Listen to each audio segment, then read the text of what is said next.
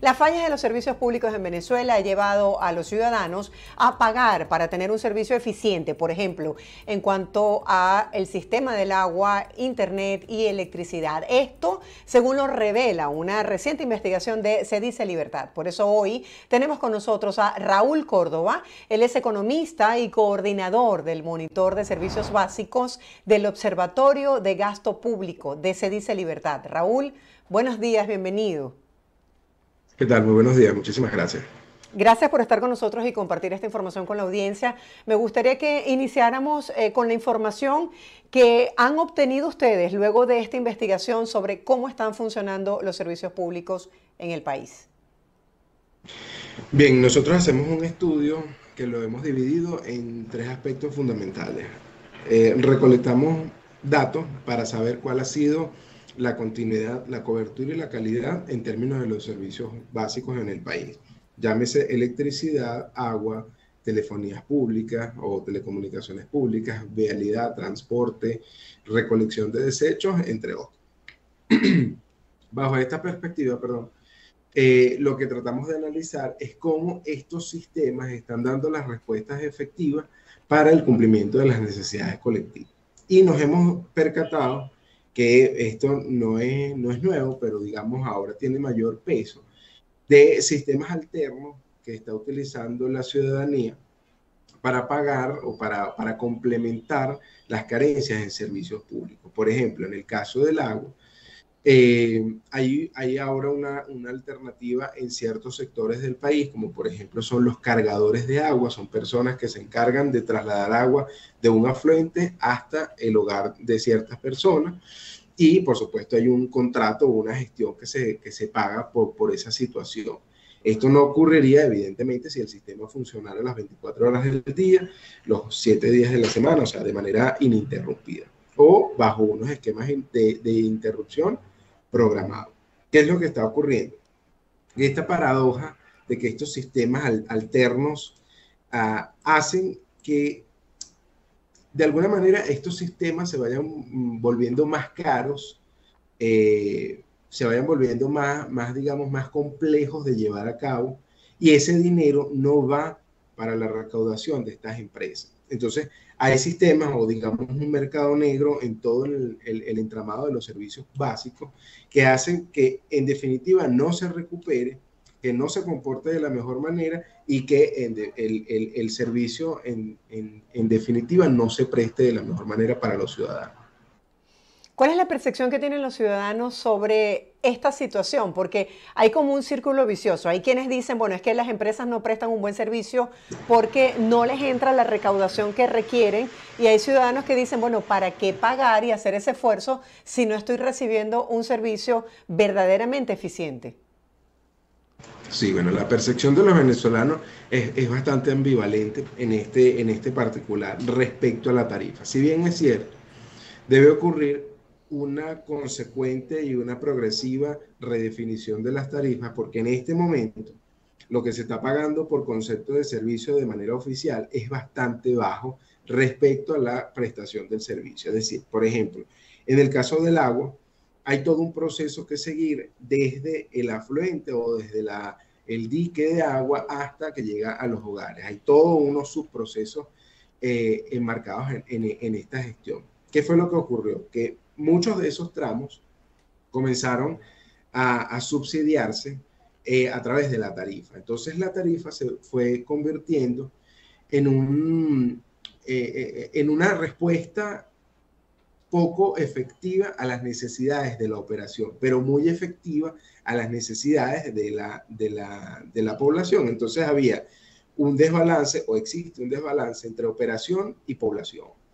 ¿Qué es lo que está ocurriendo en este momento? Que la densidad poblacional o la población está moviéndose bajo sus esquemas particulares y los sistemas se están quedando relegados. No ha habido inversión en términos de capital, no ha habido inversión en términos de mantenimiento, y evidentemente debe ocurrir, si bien es cierto, debe ocurrir en primera instancia una redefinición de las tarifas, pero también un esquema de inversiones que reacondicione el parque de los servicios básicos, ya, en este caso con mayor importancia, electricidad, agua y telecomunicaciones.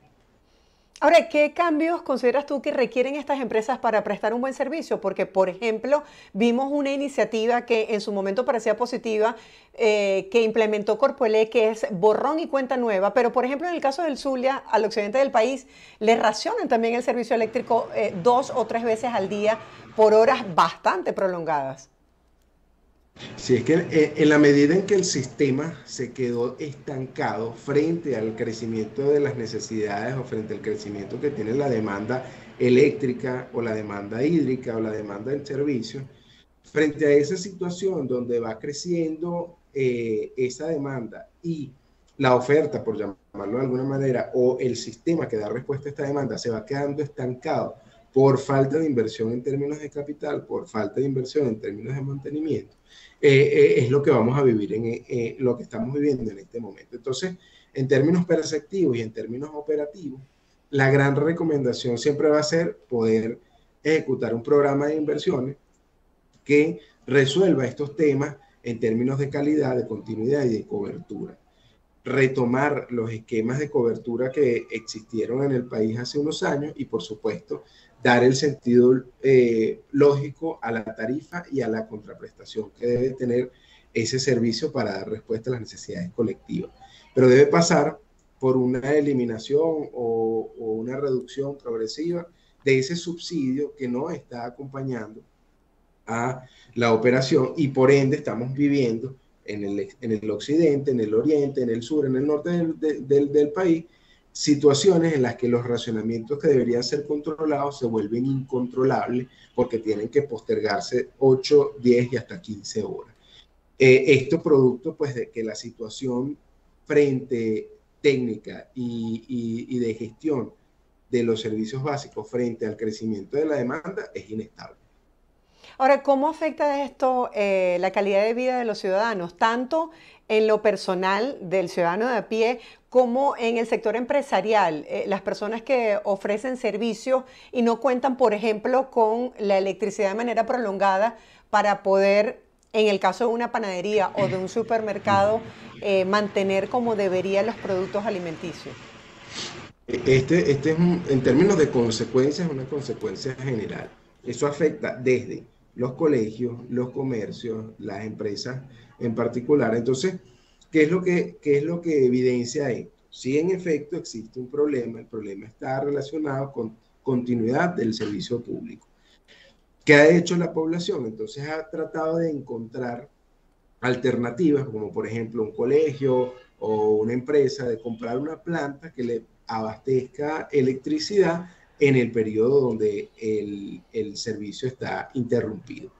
Entonces, esas situaciones no las viviésemos si el servicio, pues de alguna manera, funcionara de manera correcta. Entonces, una de las consecuencias directas, si bien es cierto, es sobre la continuidad, sobre la gestión en términos personales, en términos de planificación empresarial, pero también en términos de planificación financiera, porque ejecutamos pagos alternativos o complementarios que no hiciésemos, o sea, a través de un costo de oportunidad, si el sistema funcionara de manera correcta. Entonces, las empresas han tenido que rediseñar sus esquemas económicos y financieros para potenciar las carencias que tienen los servicios públicos y, por supuesto, eso va directamente relacionado con los precios o con las tarifas que deban pagarse por ese servicio en particular. En el caso de, por ejemplo, un colegio, si hay que pagar el mantenimiento de una planta, si hay que pagar la compra del gasoil o lo que se requiera, pues entonces hay que agregarlo a la cuota de pago que se hace mensualmente por concepto de mensualidad. Entonces, consecuencias hay muchas sobre la continuidad de la gestión en los servicios, sobre la continuidad de, por ejemplo, los que trabajan desde la casa, los que trabajan a través de Internet, pero también sobre la estructura financiera que los mueve mes a mes.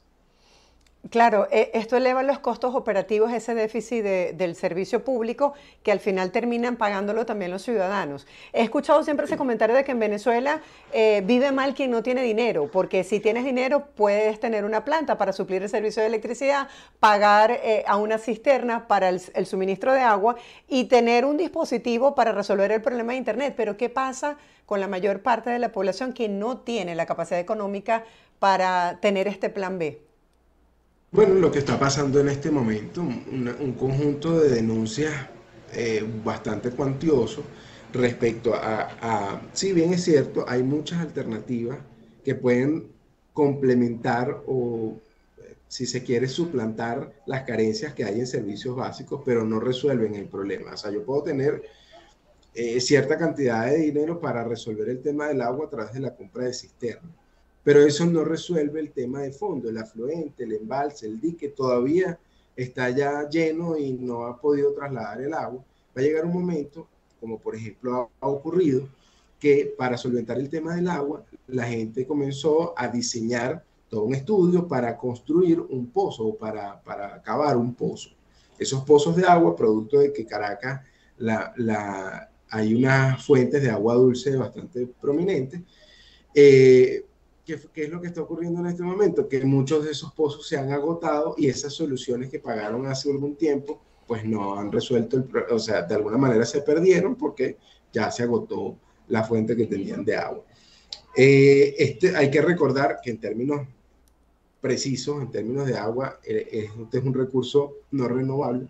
Entonces estamos hablando de que hay que atacar las situaciones de fondo.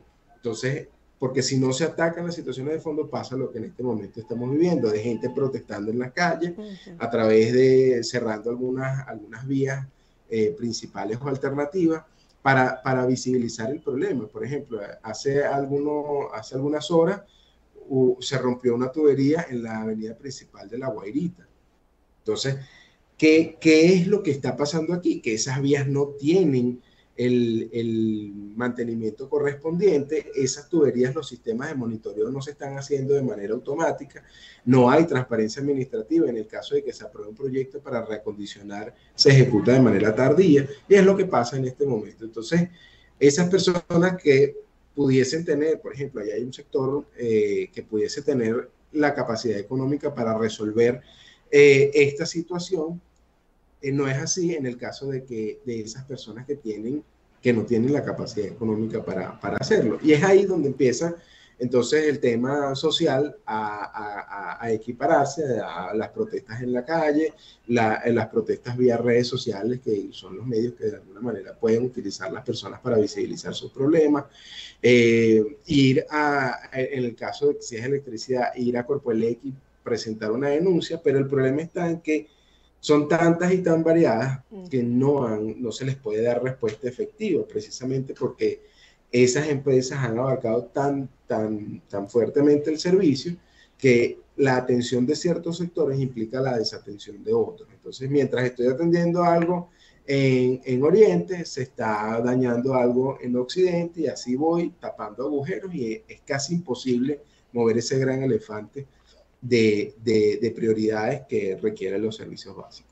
Raúl, ¿cuánto necesita en promedio un venezolano para poder tener estos servicios alternativos como tú lo señalabas al inicio? Es decir, para garantizar el déficit de lo que no me está prestando las empresas públicas, ¿cuánto debo gastar yo extra para poder acceder a esos servicios? Bueno, eso depende también primero depende de la capacidad financiera de cada quien, ¿no? Pero también depende de la zona, ¿no? De la zona y del daño que tenga cada una de las zonas. En términos promedio, a veces el promedio no es del todo claro. Una persona en Venezuela debe disponer entre 50 y 60 dólares mensuales para abarcar los temas por lo menos de agua, electricidad, internet y pasaje, vialidad, transporte, etc. ¿Qué es lo que ocurre? Que en algunas zonas, como por ejemplo en el estado Carabobo, en el estado Aragua, en el estado Falcón, los problemas de electricidad o los problemas de electricidad son mucho mayor o tienen mayor incidencia que los de agua, por poner un ejemplo. Y ahí entonces el servicio de agua es casi imposible de reemplazar, a menos que sea o con una planta o con una linterna improvisada.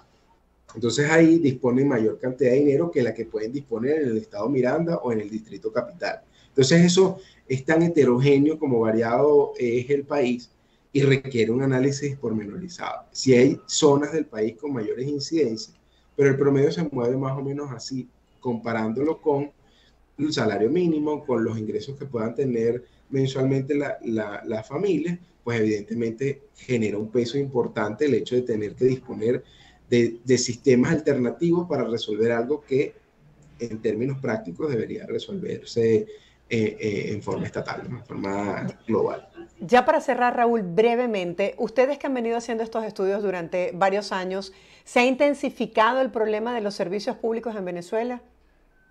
Sí, sí, en efecto, se ha intensificado, sobre todo en las zonas populares donde no hay tanto acceso y en zonas no tan populares, producto de que debo desatender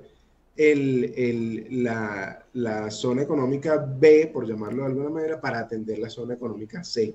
Entonces voy tratando de tapar agujeros y eso ha hecho que el sistema se resienta y se vulnere cada vez más. Gracias por acompañarnos. Feliz día para ti. Gracias, igualmente. Hasta luego. Era Raúl Córdoba, economista y además miembro de Se Dice Libertad, hablando sobre este estudio que realizaron en el país en relación al funcionamiento de los servicios públicos en los diferentes estados de Venezuela.